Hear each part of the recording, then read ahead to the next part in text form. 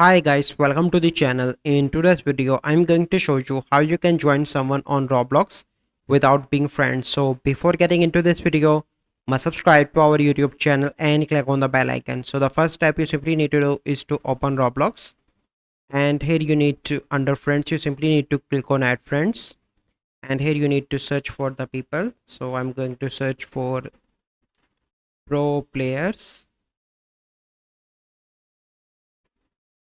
and hit enter, and here you can see different players.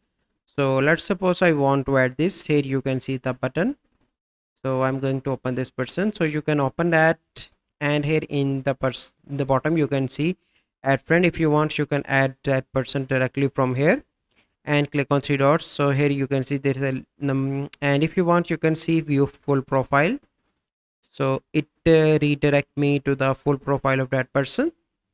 And here you can see add friend button, click on three dots, you can follow that person as well. So this is a process by which you can join someone on Roblox without being friends. So I hope you find this video helpful. If you find this video helpful, must like this video, subscribe to our YouTube channel for future videos. We'll see you in the next video. Thank you, have a good day.